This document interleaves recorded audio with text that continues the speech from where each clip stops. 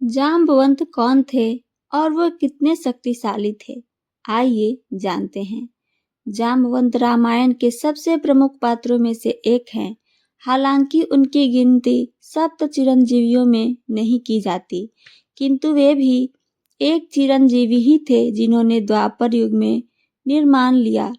उनकी आयु अन्य संतों चिरंजीवियों से भी अधिक मानी जाती है। उनके जन्म के विषय में भी अलग अलग कथाएं प्रचलित है। एक कथा के अनुसार एक बार ब्रह्मा जी तप में लीन थे। उन्हें जम्हाई आ गई और उसने ही प्रथम ऋछ का जन्म हुआ। उनकी जम्हाई से जन्म लेने के कारण उनका नाम जाम्बवंत पड़ा। विष्णु पुराण के अनुसार जब ब्रह्मा जी से मधु और कैटभ नामक दैत्यों ने जन्म लिया तो उस समय ब्रह्मा जी के पसीने से जाम्बवंत का जन्म हुआ। ऐसा भी वर्णित है कि जब श्रीहरि का युद्ध मधु और कैटभ से हो रहा था तो जाम्बवंत प्रसन्नता पूर्वक ताली बजा रहे थे। अंत में जब श्रीहरि ने दोनों राक्षसों का वध किया तो जाम्बवंत अत्यंत प्रसन्न हुए। अग्नि पुराण के अनुसार जाम्बवंत का जन्म अग्नि से हुआ और उनकी माता एक गंधर्व स्त्री थी। उनकी पत्नी का नाम जाम्बवंती बताया गया है। रामायण में कई स्थानों पर इन्हें वानर ही कहा गया है। जाम्बवंत की आयु बहुत लंबी थी। ऐसा माना जाता है कि श्री राम अवतार के समय जाम्बवंत की आयु 6 मनवंतर से भी अधिक थी। उन्होंने मत्स्य अवतार को छोड़कर कूर्म अवतार से लेकर कृष्ण अवतार तक सभी के दर्शन किए, अर्थात श्रीहरि के 7 अवतारों के समय वे उपस्थित थे। उन्होंने प्रथम देवासुर संग्राम में भी भाग लिया था। उन्हें अत्यंत विद्वान, बुद्धिमान, वेद पाठी और सदा अध्ययन करने वाला बताया गया है। उन्हें सभी वेद, पुराण, शास्त्र कंठस्थ थे।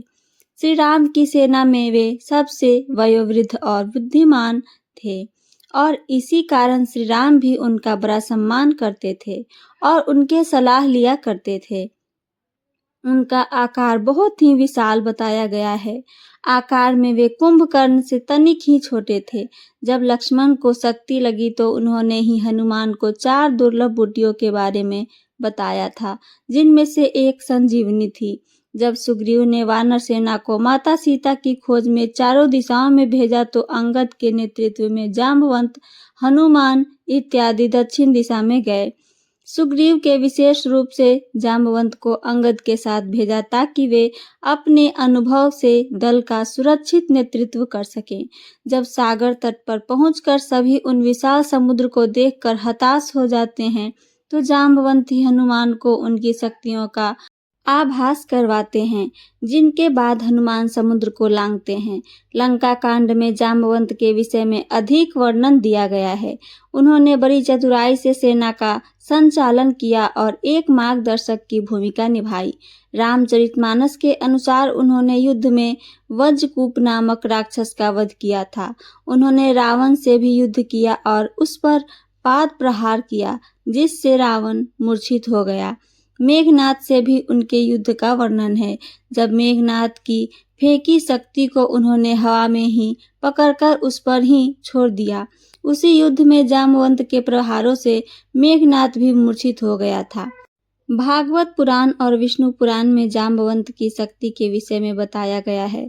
उनकी शक्ति 1 करोड़ सिंहों की शक्ति के बराबर कही गई है। रामचरितमानस के अनुसार जब वानर दल समुद्र पार करने परामर्श कर रहा था तब सभी अपनी अपनी क्षमता द्वारा उस समुद्र को पार करने की बात कर रहे थे। उस समय सबने जाम्बवंत से ये प्रार्थना की कि सबसे बड़े होने के कारण वही उस समुद्र को पार करने का कोई उपाय बताएं। तब जाम्बवंत ने सबको अपने बल के बारे में बताया। जाम्बवंत ने कहा कि इस समय मैं अत्यंत बूढ़ा हो गया हूँ, फिर भी मैं एक बार में 90 योजन तक जा सकता हूँ। जब मैं युवा था तो मैंने समुद्र मंथन देखा था। उस समय मुझ में इतना बल था कि देवों और दैत्यों के थक जाने पर मैंने अकेले ही पूरे मंदराचल पर्वत को घुमा दिया था। उसे देखकर स्वयं मेरे पिता ब्रह्मा ने मेरी प्रशंसा की थी। जब श्री हरि ने वामन अवतार लिया और दैत्यराज बलि के पास आए तब मैं वही था। जब उन्होंने बलि द्वारा दी गई 3 पग भूमि को नापने के लिए अपना विराट स्वरूप लिया, तब उस समय मैंने केवल 7 क्षणों में भगवान वामन सहित पृथ्वी की 7 परिक्रमा कर डाली।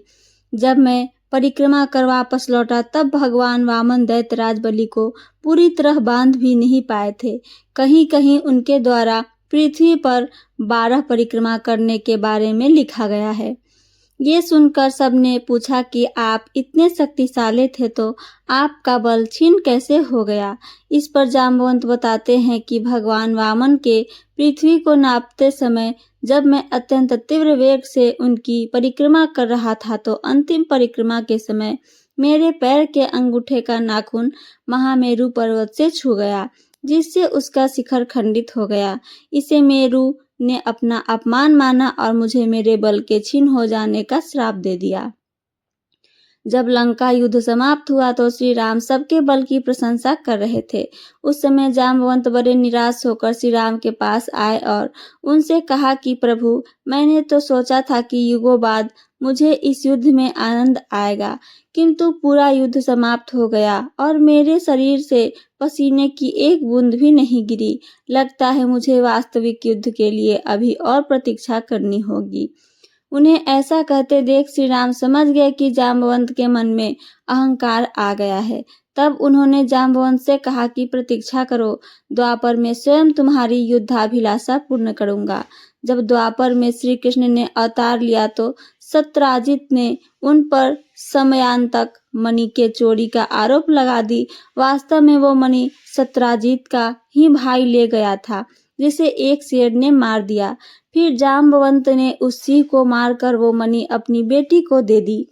जब श्री कृष्ण उस मणि को ढूंढने निकले तो वे जाम्बवंत की गुफा में पहुंचे।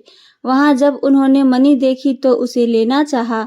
इस पर श्री कृष्ण और जाम्बवंत में घोर युद्ध हुआ। भागवत पुराण के अनुसार वो युद्ध 28 दिनों तक लगातार चलता रहा। वहीं विष्णु पुराण के अनुसार ये युद्ध 21 दिनों तक चला था। अंत में जाम्बवंत पसीने से लथपथ हो गए और थक गए थे। जब वे परास्त होने लगे तब उन्होंने श्री राम का स्मरण किया। ऐसा कहते हैं श्री राम ने ही उन्हें श्री कृष्ण के रूप में दर्शन दिए। जाम्बवंत समझ गए कि अपने दिए वचन के कारण स्वयं श्री राम श्री कृष्ण के रूप में अवतरित हुए हैं। उनका अभिमान भंग हो गया और उन्होंने श्री कृष्ण के स्वरूप को पहचानकर उनसे क्षमा याचना की।